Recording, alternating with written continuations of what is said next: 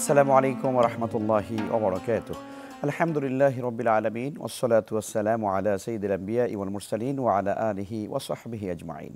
সুপ্রিয় দর্শক শ্রোতা, কাছে কিংবা দূরে বিশ্বজুড়ে এই মুহূর্তে যে যেখান থেকে দেখছেন চ্যানেল 24 আপনাদের সবাইকে সাদর আমন্ত্রণ জানাচ্ছে। প্রিয় দর্শক, আপনারা দেখছেন আমাদের সাপ্তাহিক ইসলামিক আয়োজন গ্রিন এলপি গ্যাস নিবেদিত সহজ সমাধান অনুষ্ঠানের আজকে সরাসরি পর্ব। আল্লাহ সুবহানাহু ওয়া তাআলার দরবারে শুকরিয়া জ্ঞাপন করছি আজকের এই পবিত্র জুমাবারের এই সুন্দর আয়োজনে আল্লাহ তাআলা আমাদেরকে অংশগ্রহণ করার সুযোগ দিয়েছেন। প্রিয় দর্শক, আমরা দেখতে দেখতে রমাদান আল মুবারকের দিকে এগিয়ে যাচ্ছি। আলহামদুলিল্লাহ, রমাদানের এই সিয়াম কিয়ামের মাধ্যমে আমরা প্রত্যেকেই আল্লাহ সুবহানাহু ওয়া তাআলার সন্তুষ্টি অর্জন করতে সক্ষম হব ইনশাআল্লাহ। সেই জন্য আল্লাহ তাআলা আমাদের সবাইকে মাহে রমজান পর্যন্ত সুস্থতার সঙ্গে পৌঁছে দিন এবং মাহে রমজানের যাবতীয় হাকামগুলো সুন্দরভাবে পরিশুদ্ধ পরিশীলিত পন্থায় আদায় করার, আমল করার তৌফিক দান করুন। সে আবেদন রেখে সেই দোয়া আল্লাহ তাআলার কাছে কামনা করে প্রিয় দর্শক, আপনাদের সবাইকে আজকের আয়োজনে স্বাগত জানাচ্ছি। দর্শক, আমরা আজকের আয়োজনে অত্যন্ত সময় উপযোগী প্রাসঙ্গিক একটি বিষয় নিয়ে আলোচনা করতে চাই। সেটি হলো সিয়ামের বিধান ও তাৎপর্য।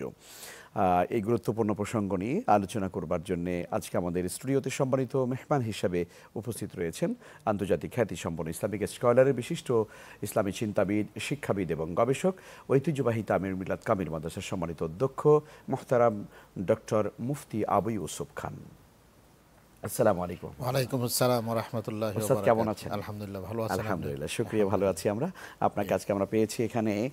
আমরা তো রমজানের দিকে এগিয়ে যাচ্ছি আলহামদুলিল্লাহ, শাবান শেষের দিকে এবং সম্ভবত আজকের জুমাই হয়তো শাবানের শেষ জুমা।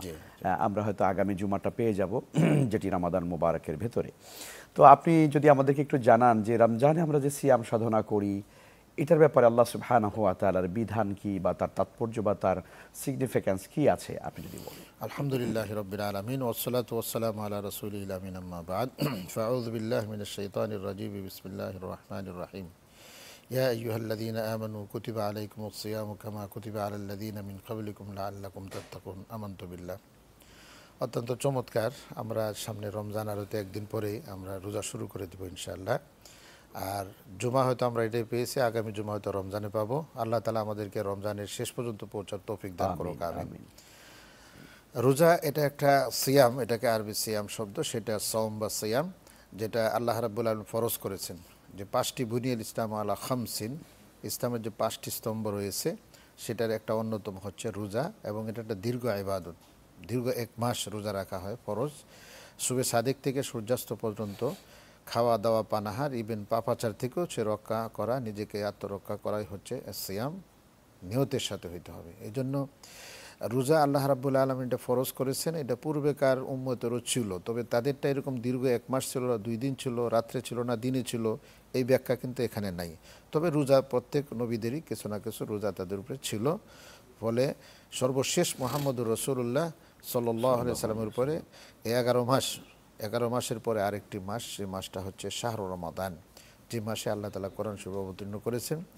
কোরআন অবতীর্ণ করেছেন বলে এই মাসের গুরুত্ব বেশি, এবং এই জন্য আল্লাহ তাআলা রোজার মাধ্যমে এই মাসকে মানুষের পাপ মোচনের জন্য, মানুষকে আল্লাহমুখী করার জন্য, জান্নাতের দিকে যাওয়ার জন্য, জাহান্নাম থেকে বাঁচার জন্য, আল্লাহর সাথে সম্পর্ক বৃদ্ধি করার জন্য মূলত এই রমজান মাসকে আল্লাহ তাআলা রোজা ফরজ করেছেন। এবং তার উদ্দেশ্যটা বলে দিয়েছেন, লাআল্লাকুম তাত্তাকুন, যেন তোমরা মুত্তাকি হও। আমরা মুত্তাকির ব্যাপারটি আলোচনা করার আগে যে বিষয়টা আমি বলতে চাচ্ছি সেটা হচ্ছে, আসলে এই মাসকে বলা হয় সাইয়্যিদুশ শুহুর। কারণ হচ্ছে আল্লাহ বলছেন ওই সূরা বাকারারই 85 নম্বর আয়াত, যেটা সেটা শাহরু রমাদানাল্লাযী উনজিলা ফীহিল কুরআনু হুদাল লিন্নাস ওয়া বায়্যিনাতিম মিনাল হুদা ওয়াল ফুরকান। এখানে প্রথম অংশটা 85 নম্বর আয়াতের আল্লাহ বলছেন এটা ওই মাস যে মাসে কোরআন নাজিল করা হয়েছে, যেটা মানুষের জন্য হেদায়েত এবং মানুষের সত্য মিথ্যার মধ্যে পার্থক্যকারী। তা আমরা যদি এখানে একটু চিন্তা করি বা বিশ্লেষণে যাই, তাহলে দেখা যাবে কোরআনের মর্যাদাই সবচেয়ে বেশি। এই জন্য এই মাসকে আল্লাহ তাআলা কোরআন নাজিল করে এই মাসটাকে এত মর্যাদার জায়গায় নিয়েছেন যে এই মাসে আল্লাহ তাআলা তার রাসূলের মাধ্যমে যে ঘোষণাগুলো দিয়েছেন সেটা হচ্ছে যে এই মাসের প্রথম রাত্র যখন হয় তখন আল্লাহ তাআলা জাহান্নামের দরজাগুলো বন্ধ করে দেন, বেহেশতের দরজাগুলো খুলে দেন, শয়তানকে সুফিদাতিস শায়াতিন ওয়া মারাদাতুল জিন্ন, দুষ্ট জিন এবং শয়তানকে জিনজির পরাইয়ে দেন। এবং আল্লাহ রাব্বুল আলামিনের পক্ষ থেকে বলা হয়, ইয়া বাগিয়াল খাইর আকবিল ওয়া ইয়া বাগিয়াশ শাররি আকসির, সে তারা কল্যাণ যারা তালাশ করো, কল্যাণ যারা চাও, তারা তোমরা এগিয়ে আসো। কল্যাণের মাস এটি, রহমত, বরকত, মাগফিরাতের মাস। যারা পাপের দিকে অগ্রসর হতে, তারা পাপ থেকে নিজেকে রক্ষা করো। কারণ আল্লাহ রাব্বুল আলামিন এই মাসকে পাপ মুক্ত করার জন্য, মানুষকে পরিষ্কার পরিশুদ্ধ করার জন্য মূলত এই মাসকে আল্লাহ তাআলা সুযোগ করে দিয়েছেন। আমরা আরেকটি হাদিসেও জানি, যেটা মুহাম্মদুর রাসূলুল্লাহ সাল্লাল্লাহু আলাইহি ওয়াসাল্লামা মেহরাবে বসে, মিম্বারে বসে 3 বার আমিন আমিন আমিন বলেছেন। জিবরাইল আমিনের কথায় তিনি আমিন বলেছেন। সাহাবায়ে কেরাম আরজ করল, ইয়া রাসূলুল্লাহ, আপনি তো আমিন বলছেন, মানে এটা কবুল হয়ে গেছে। বিষয়টি কী ছিল? সেখানে একটা বিষয় এটাও ছিল যে ব্যক্তি রমজানের মতো রহমত, বরকত, মাগফিরাতের মাস সে দীর্ঘ 1 মাস পেল, অথচ সঠিক ইবাদত বন্দেগী করে, রমজানের মর্যাদা রক্ষা করে যে ব্যক্তি নিজের গুনাহকে মাফ করাতে পারে নাই, সেই ব্যক্তি ধ্বংস হয়ে যাবে। আসলে কঠিন কথা এটা। আল্লাহ রসুল তার মধ্যে একমত পোষণ করেছেন। এই জন্য আমরা যারা শুনছি বা আমরা যারা রোজায় পদার্পণ করতে যাচ্ছি, আমাদের আসলে প্রথম যে টার্গেটটা হবে যে এই রোজার জন্য আল্লাহ তাআলা আমাকে মাফ করে দেন। কারণ মাফ যে পাবে সেই হচ্ছে সবচেয়ে বড় ইয়ে। এখানে দেখেন ওই যে 2টা কথা আছে যে গুল্লিকাত আবওয়াবুন নার ও ফুতিহাত আবওয়াবুল জান্নাহ, এর ব্যাখ্যাটা আমি আজকেও দেখলাম যে দুটো সাইড, জান্নাত এবং জাহান্নাম। তে জান্নাতের দরজা খুলে দেওয়া হয় আর জাহান্নামের দরজা বন্ধ করে দেওয়া হয়। এর ব্যাখ্যাটা খুবই একটা চমৎকার, কুরতুবীওয়ালায় নিয়ে আসছে। সেখানে বলছেন যে জান্নাতে যাওয়ার জন্য যে সমস্ত পথ, এটা আল্লাহ রমজানে সহজ করে দেন। যেমন রোজা জান্নাতে যাওয়া সহজ, এনে ইফতার, সাহেরি, তাকবীর, মানে তেলাওয়াত, কোরআন বুঝা, কোরআনের উপরে আমল করা ইত্যাদি যে কাজগুলো, সবটি কিন্তু জান্নাতে যাওয়ার জন্য। ইভেন এখানে এটাতে দান খরাত করা, ইনফাক ফি সাবিলিল্লাহ করা, এটাও জান্নাতে যাওয়ার জন্য। অর্থাৎ রোজার মাস যখন থেকে শুরু হয়েছে তখন থেকেই এমন কার্যক্রম রয়েছে যে কাজগুলোতে জান্নাতে যাওয়া তার জন্য সহজ হয় যদি কেউ এই কাজগুলো করে। আর জাহান্নামের দরজা বন্ধের অর্থ হচ্ছে এটা যে আসলে কিছু কাজ আছে জাহান্নামমুখী মানুষকে করে দেয়, সেই কাজগুলো ওই সময় শয়তানকে আল্লাহ তাআলা বন্ধ করে দিয়ে এটা প্রতিবন্ধকতা সৃষ্টি করেছেন। অর্থাৎ শয়তান অন্য সময় মানুষকে যে কৌশল করে দিন থেকে সরাই দিত, সেই কৌশলগুলো শয়তানের কিন্তু কমে যায় এবং শয়তান পারেই না সে পর্যন্ত যাওয়ার জন্য। যেমন আপনি দেখেন যে রোজা অবস্থায় তো যে কথাটা আল্লাহ রসুল বলছেন যে শুধু মাল্লাম ইয়াদা কওলাদ-যুর ওয়াল আমালা বিহি ফালাইসা লিল্লাহি হাজাতুন ফি আন ইয়াদা তা'আমাহু ওয়া শারাবা। খুবই চমৎকার এই হাদিসটি, যে খাওয়া দাওয়া পানাহার থেকে আপনি বিরত থাকলেন, ঠিক আছে, এটা মানুষ দেখে ফেলবে যে আপনি খেয়ে ফেলছেন, পান করবেন, কিন্তু মিথ্যা কথা এটা তো মানুষ দেখার কোনো সুযোগ নাই, যার কোনো রূপ নাই। মিথ্যা কাজে সংশ্লিষ্ট কোনো কাজ করা, এটারও কোনো রূপ নাই। কিন্তু ওই কাজটা থেকে যদি সে বিরত না থাকে, পাপ থেকে যদি সে বিরত না থাকে, তাহলে এত বড় একটা খাওয়া দাওয়ার থেকে সে বিরত থাকলো, এটা কিন্তু আল্লাহর কাছে তেমন গ্রহণযোগ্য হলো না। এটা উপবাস অনেকেই হতে পারে। এরকম আল্লাহ রাব্বুল আলামিন এই রমজানের দিন এবং রাতকে 2টা ইবাদতের অন্তর্ভুক্ত করেছেন। যে হাদিসটা হযরত আবু হুরায়রা রাদিয়াল্লাহু তাআলা থেকে আসছে, এটা মুসলিম শরীফে আছে, ইবনে মাজাতেও আছে হাদিসটা। মান সামা রমাদানা ঈমানান ওয়া ইহতিসাবান গুফিরা লাহু মা তাকাদ্দামা মিন যামবিহি। যে ব্যক্তি দিনে রোজা রাখলো ঈমান এবং ইহতিসাবের সাথে, আল্লাহ তাআলা তার পিছনের সমস্ত গুনাহগুলো মাফ করে দেন। আবার আরেকটা হাদিস ওনার থেকে আছে, মান কামা রমাদানা ঈমানান ওয়া ইহতিসাবান গুফিরা লাহু মা তাকাদ্দামা মিন যামবিহি। যে ব্যক্তি রমজান মাসের রাত্রগুলো ইবাদত বন্দেগীতে কী করলো, সে পাঠ করলো এবং নামাজ পড়লো, কোরআন তেলাওয়াত করলো, তাসবিহ তাহলিল করলো, আল্লাহর নৈকট্য লাভের জন্য যে সমস্ত আমলগুলো সে করলো, সেই ব্যক্তির পিছনের গুলোগুলো মাফ করে দেয়। এজন্য রোজা যদিও দিনের টাইমে, কিন্তু রাত্রটাকেও আল্লাহ তাআলা মর্যাদাশীল বানিয়ে দিয়েছেন। এবং ওই জন্যই তো বলা হচ্ছে যে রোজার রাত্রে, প্রথম রাত্রে আল্লাহ তাআলা এই পরিমাণ লোক মাফ করে দেন যেটা বেগাইরা হিসাব ছাড়া। দ্বিতীয় রাতে তার চেয়ে বেশি, তৃতীয়তে তার চেয়ে বেশি, এবং সেখানে রয়েছে লাইলাতুল কদর শেষের দিকে, যে রাতটা হচ্ছে খায়রুম মিন আলফি শাহর, 1000 মাসের চেয়ে উত্তম, যদি নসিব হয়ে যায় সেখানে। অনেক ধন্যবাদ। আমরা অনেকগুলো কথা শুনেছি। মোহতারাম, আরেকটি বিষয় জানতে চাই যে আসলে রোজার মতো এই গুরুত্বপূর্ণ বিধানটি তো সবার জন্যই আসলে মূলত ফরজ। এখানে কোনো এক্সেপশন কোনো বিষয় আছে কিনা, যে কে না রাখলেও চলবে বা না রাখার সুযোগ আছে কিনা, অসুস্থ বা মুসাফির ইত্যাদি? আসলে ওই যে 85 নম্বর আয়াতে আছে, ফামান কানা মিনকুম মারিদান আও আলা সাফারিন ফাইদ্দাতুম মিন আইয়ামিন উখার। এখানে আল্লাহ তাআলা 2টা অপশন রেখেছেন। কেউ যদি অসুস্থ হয় তাহলে সে অন্য সময় রোজা রাখতে পারবে, আর একটা যদি অসুস্থ সফরে যদি থাকে তাহলে অন্য সময় রাখতে পারবে। এখানে 2টা ব্যাখ্যা আছে। অসুস্থটা কে? সে নিজে নিজে অসুস্থ ফিল করলে তো হবে না। এমন একজন মুসলিম ডাক্তার বা বিজ্ঞ ডাক্তার যে রোজার গুরুত্ব বুঝে, যেটা আল্লাহ একটা ফরজ বিধান, আবার তার শারীরিক সম্পর্কেও তার কি আছে, পরিষ্কার ধারণা আছে যে এই লোক রোজা রাখলে এই ক্ষতি হবে বা এরকম রোজা রাখার মতো এত সময় সে মানে খাওয়া দাওয়া পানাহার থেকে বিরত থাকতে পারবে না। এই দুটা জিনিস যার কাছে আছে, সে যদি কোনো রোগীকে ওই কথা বলে যে আপনার রোজা রাখা এখন আপনার জন্য স্বাস্থ্যের জন্য স্বাস্থ্য ক্ষতিকারক হবে, সেই ক্ষেত্রে এটা কার্যকর হবে। দ্বিতীয় হলো যেটা সফর। তো এখন তো আমি দেখি যে মানে সফর এখন আরামের সফর হয়ে যায়। বিমানে ফার্স্ট ক্লাস আছে, কেবিন আছে, গাড়িতেও এখন রোড লেভেলেও ফার্স্ট ক্লাস আছে, কেবিন আছে, স্লিপিং সিট আছে। এইগুলোতে আসলে তেমন যে কষ্টর যে একটা সময় মরুভূমি অতিক্রম করে মানুষ যেত, সেই ক্ষেত্রে কিন্তু এত কষ্ট এখন নাই। এরপরেও যেহেতু কোরআনের এই আয়াতটুকু আছে, কেউ যদি জরুরি ভিত্তিতে কোনো সফর করে তাহলে সফরের ক্ষেত্রে সে আসলে রোজা অন্য সময় রাখতে পারে। এটা হলো আনতাসুমু খায়রুল লাকুম। তবে এখানে কিন্তু যারা রোজা রাখে তাদের জন্য এটা উত্তম, কারণ রোজার বিধানটা কিন্তু এখানে নামাজের মতো না। নামাজে হলো সফরে 4 রাকাতকে 2 রাকাতই পড়তে হবে, 4 রাকাত পড়ার সুযোগ নেই। কিন্তু রোজার বিধানটা কিন্তু আজিমতের উপরে আমল করতে পারে। যেমন রোজাতে সে যদি রোজা রাখে তার ফরজই আদায় হবে না, নফল রোজা তার হবে না। এটা ফরজ রোজা হবে, অন্য সময় তার রাখার সুযোগ আছে।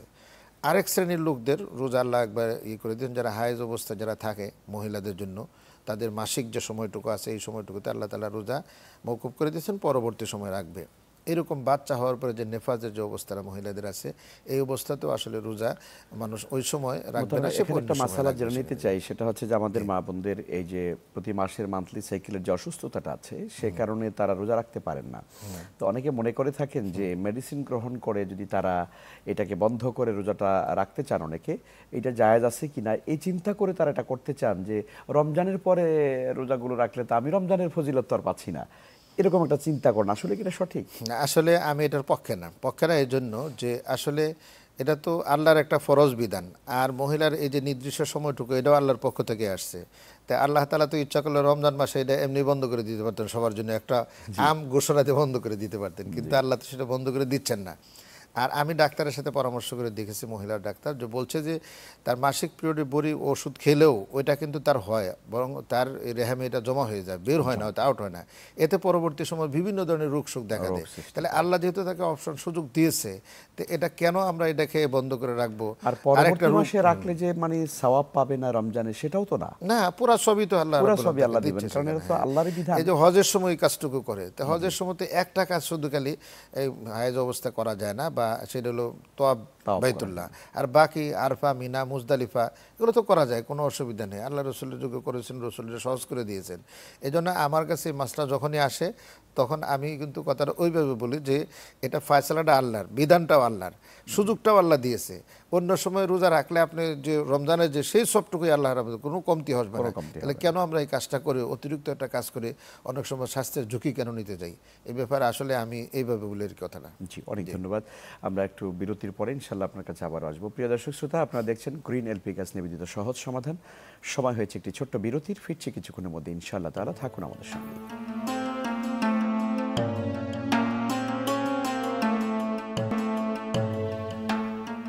আসসালামু আলাইকুম সুপ্রিয় দর্শক, বিরতির পর আপনাদের সবাইকে আবারও স্বাগত জানাচ্ছি। আপনারা দেখছেন গ্রিন এলপি গ্যাস নিবেদিত সহজ সমাধান। প্রিয় দর্শক, আমরা আজকে আলোচনা শুনছিলাম সিয়ামের বিধান ও তাৎপর্য নিয়ে। আর এই প্রসঙ্গে আলোচনা করবার জন্য আমাদের সঙ্গে রয়েছেন অতিথি হিসাবে বিশিষ্ট ইসলামিক স্কলার, শিক্ষাবিদ ডক্টর মুফতি আবু ইউসুফ খান। উস্তাদ, আপনার কাছে আবার আমরা ফিরে আসছি। আপনি বিরতির আগে বলছিলেন সিয়ামের নানা বিধান নিয়ে, সেখানে আরও কিছু অ্যাড করতে চাচ্ছিলেন আপনি, যে রোজার ব্যাপারে কেউ যদি ভুলে যায়, ভুল করে ইত্যাদি, এই মাসালাগুলোর ব্যাপারে শরিয়ার দৃষ্টিভঙ্গি। অত্যন্ত চমৎকার। আসলে রমজান যেহেতু সামনে আমাদের আছে, বিষয়গুলো পরিষ্কার জানা থাকা দরকার। রমজানে কিছু কাজ আছে যেটা সাহেরি খাওয়া এবং ইফতার করা। সাহেরির ব্যাপারে কিন্তু আল্লাহ রসুল ফাইন্না ফিস সাহর বারাকা, কেউ যদি সাহেরি না খায় রোজা তার হবে। আমাদের দেশে ভুল ধারণা আছে সেহেরি না খেলে রোজা হলো না, কিন্তু সেহেরি খাওয়াটা খুব জরুরি না। আল্লাহ রসুল বলছেন সেহেরি তুমি খাবে, শেষ মুহূর্তে খাবে, যেন সারাদিন তার এনার্জি থাকে, সে অন্যান্য বাকি কাজগুলো করতে পারে। এই জন্য আল্লাহ তাআলা এটা বরকত মনে করেছেন, এবং সেহেরির খাবারের ব্যাপারেও শক্তিশালী খাবার খাওয়ার জন্য তার এনার্জি থাকে, এটা সুন্নত একটা আমল। দ্বিতীয় হলো ইফতারের যেটা আছে, সেই ইফতারের মুহূর্ত কিন্তু অনেকে দেখি যে মানে ইফতারের সময় বিশেষ করে মহিলাদের কাছে এটা থাকে যে সূর্য ডুবে গেছে, ইফতারের সময় আজান দিতে হবে, এই করতে হবে। আমাদের দেশ এখন ঘড়ি আছে, টাইমিং ঠিক আছে। আসলে যখন সূর্য ডুবার সাথে সাথে কিন্তু তার ডুবার সাথেই তার রোজা শেষ। এখন শুধু ইফতার কিছু খেয়ে নেবে, তার জন্য সুন্নত কিছু খেয়ে নিয়ে তার শরীরটাকে আবার স্বাভাবিকে নিয়ে আসা পরবর্তী ইবাদতের জন্য। এজন্য ইফতারটাকে দ্রুত করা, সেহরির শেষ টাইমে খাওয়া, এটা কিন্তু একটা রোজার একটা অন্যতম বিধান এবং সৌন্দর্য রোজার। এখানে যে বিষয়টা আমি বলতে চাচ্ছিলাম সেটা হচ্ছে যে রোজার মধ্যে যদি কেউ খেয়ে ফেলে, তো খাওয়াটার 3 ধরনের। একটা হলো ভুলে গেছে একবারে, মানে জানেই না একবার, কারণ প্রথম রোজার দিক দিয়ে এটা হয়ে যায়, গ্লাস দিয়ে টেবিলে পানি খেয়ে ফেলেছে। তো এখন এটা খেলে তার যদি সে সম্পূর্ণ ভুলে যায়, পানি খেয়ে ফেলছে, তার রোজা হবে, রোজার ব্যাপারে কোনো কাজাও নেই, এটা হয়ে যাবে, এটার মধ্যে একবারে সম্পূর্ণ ভুলে গেছে। আর একটা হলো যে তার খাতা হয়েছে, ভুলে নেই, অজু করতে গেছে, অজু করতে গিয়ে খুব সতর্ক ছিল রোজাদার, কিন্তু হঠাৎ করে পানি একটু গলাতে ঢুকে গেছে, রোজা ভেঙে গেছে, এটা খাতা। এই ক্ষেত্রে তার বাকি দিনগুলো রোজার মতোই সে থাকতে হবে, পরবর্তী সময় একটা রোজা রাখলেই হলো। এটা হলো খাতা অন নিসিয়ান। আল্লাহ রসুল রুফিয়ান উম্মতি খাতা অন নিসিয়ান। খাতা এবং নেসিয়ান এই দুইটা আরবি শব্দ, একটা নেসিয়ান, একটা খাতা। নেসিয়ান সম্পূর্ণ ভুলে যাওয়া, খাতা হলো মনে আছে তবে ভুলে হয়ে গেছে, হঠাৎ করে অসতর্কতা করে চলে গেছে। আরেকটা হলো ইচ্ছা করে খেয়ে নিল, এটার কাফারা দিতে হবে। প্রতিটা রোজার জন্য তার 60টি করে রোজা রাখতে হবে। আমি আশা করব যে আমরা রোজা যেন আমাদের এই নেসিয়ানও না হয়, খাতাও যেন না হয়। আর স্বাভাবিকভাবে রোজার দিন খাদ্য গ্রহণ করা, এটা তো একটা জঘন্য অপরাধ, এবং অমুসলমান হলে সেটা ভিন্ন। কিন্তু আমাদের দেশে মুসলিমদেরও দেখা যাচ্ছে যে কেউ কেউ অযথাই করে গরিবদের ইবাদত। নো, এটা আসলে সুস্থ সবল ব্যক্তিরা তাদের জন্যই। বর্তমান ডাক্তাররাও এটা পরীক্ষা নিরীক্ষা করে তারা বের করেছে যে একজন রোজাদার আর একজন রোজাদার না, এই দুজনের মধ্যে শারীরিক সুস্থতার দিকে তারা পরীক্ষা নিরীক্ষা করে দেখেছে। যিনি রোজা রাখে সে আসলে তার শরীর অনেক শক্তিশালী থাকে এবং স্ট্রেংথ থাকে, অন্যান্য কাজের প্রতি থাকে, রোগ সুক্তার কম থাকে, রোগ প্রতিরোধ থাকে। কিন্তু এখানে এটা কিন্তু আবার ডাক্তাররা বলতেছিল যে যদি ওজন কমাইতে চান তাহলে রোজার মধ্যে কী করেন, এটা পরিকল্পনা নেন। রোজা তো ওজন কমানোর জন্য আসে নাই, রোজা আসছে আল্লাহ সন্তুষ্টি অর্জন করার জন্য, জাহান্নাম থেকে বাঁচার জন্য, জান্নাতে যাওয়ার জন্য, গুনাহ মাফের জন্য। কিন্তু এই কথাটি বাদ দিয়ে যদি কেউ এটা মনে করে যে ডাক্তার সাহেব বলছে ওজন কমানোর জন্য, সুতরাং আমি ওজন কমানোর জন্য রোজা রাখতেছি, নোট, এটা হবে না। শরীয়তের প্রতিটি বিধানই, এটা ফরজ হোক, ওয়াজিব হোক, সুন্নত হোক, প্রত্যেকটা মানুষের শারীরিক এবং সামাজিক তারপরে পরিবেশগত দিক দিয়ে উপকারিতা অবশ্যই আছে। কিন্তু এইটার উদ্দেশ্যে যদি সে কেউ করে, ফাস্টিং করলো সে ওজন কমানোর জন্য, অথবা অজু করলো শুধুমাত্র পরিষ্কার পরিচ্ছন্ন থাকার জন্য, আর অন্যান্য কাজগুলো সে করলো, এটা হবে না। শরীয়তের বিধান আগে মানতে হবে, শরীয়তের বিধান অনুযায়ী এটা আল্লাহর পক্ষ থেকে, নিয়তের ব্যাপারটাই সবচেয়ে বড় ব্যাপার। আমরু বিমাকাসিদিহা, মাকাসিদ অনুসারী ইনশাআল্লাহ। তো সিয়ামের আসলে আধ্যাত্মিক যে উপকারিতা সেটা যদি একটু বলেন আপনি। সিয়ামের আধ্যাত্মিক উপকারিতা বলতে আসলে আমরা দেখি মানুষ যখন আপনি একটু স্বাভাবিকভাবেই যে 10-11 মাস খেতে খেতে তার ভিতরে যে একটা অলসতা এবং ঋতুবাদ যে তার সৃষ্টি হয়, এটার কারণে সে অনেক ক্ষেত্রে ইবাদতের ক্ষেত্রে অলস হয়ে যায়, আল্লাহর ফিকির মধ্যেও সে অলস হয়ে যায়, কোরআন বোঝার কিন্তু অলস, মানে তার মস্তিষ্ক অলস হয়ে যায়। যখন সে রোজা রাখে এবং সে অ্যাক্টিভলি থাকে, তখন তার ভিতরে যে এই জার্মটা আছে যেটা অলসতার, এটা কিন্তু দূরে সরে যায় এবং তার ভিতরে নতুন একটা নাশা তার সৃষ্টি হয়। এজন্য রোজা রমজান থেকে আসছে। রমজান মানে কোনো কিছু জ্বালায় পোড়ায় পরিষ্কার পরিচ্ছন্ন করা। আমরা জানেন যে এই যে গাড়িতে যে পাইপটাতে ময়লা বেরোয়, ধোঁয়া বের হয়, সিলিন্ডার পাইপ, এটা কিন্তু কিছুদিন পরে পরিষ্কার করা হয়, ভিতরে আগুন দিয়ে এটাকে পরিষ্কার পরিচ্ছন্ন করা হয়। ঠিক একটা লোক রোজা রাখতে খেতে খেতে তার ভিতরে এমন কিছু ময়লা জমে যায় যেগুলো পরবর্তী সময় দীর্ঘ টাইম সে খাওয়া দাওয়া পানার থেকে বিরত থাকলে তার ভিতরে এগুলা সব মরে যায়। ডাক্তাররা ইদানিং বলে যে মানুষের পেটের ভিতরে এক ধরনের আছে, পোকা আছে, যেগুলা সবসময় যদি খাবার পায় তাহলে আস্তে আস্তে এটা বড় হতে থাকে আর ক্ষতি করে। আর যদি টাইমলি খাবার না পায় তাহলে বড়গুলা ছোটোদেরকে খেয়ে ফেলে, খেয়ে তারপরে তার ভিতরে এমন একটা অবস্থা সৃষ্টি হয়, বড়টিও একটা সময় এগুলো ময়লা হয়ে বেরিয়ে চলে যায়। তো এই ধরনের আছে। আর আরেকটা আল্লাহর সাথে সম্পর্ক স্থাপন করার জন্য যে একটা সুন্দর একটা মুহূর্ত তৈরি হয়, যেমন শেষ রাত্রে উঠে তার সেহরের জন্য খাবে, এই আল্লাহর কাছে কান্নাকাটি করার একটা বিশাল আয়োজন আছে এখানে। ইফতারের সময় দোয়া কবুল হয়। আর ইফতারের সময় তো সারাদিন রোজা রাখার পরে তার ভিতরে কিন্তু তখন আর কোনো অহংকার করা, গৌরব করা অথবা কোনো পাপাচারে লিপ্ত হওয়ার কোনো সুযোগ থাকে না। তখন তার ভিতরটা একমাত্র আল্লাহর সাথে সম্পর্ক স্থাপন হয়ে যায়। আর এই জন্য অনেক অনেক ধন্যবাদ আপনাকে। আলহামদুলিল্লাহ, আমরা শুনলাম অনেকগুলো সুন্দর বিষয়। আল্লাহ তাআলা আমাদেরকে আমল করার তৌফিক দেন। প্রিয় দর্শক, এই ছিল আমাদের আজকের আয়োজন। আল্লাহ তাআলা আমাদের সবাইকে সিয়ামের বিধান মানার তৌফিক দান করুন, আমিন। আসসালামু আলাইকুম ওয়া রাহমাতুল্লাহি ওয়া বারাকাতুহু।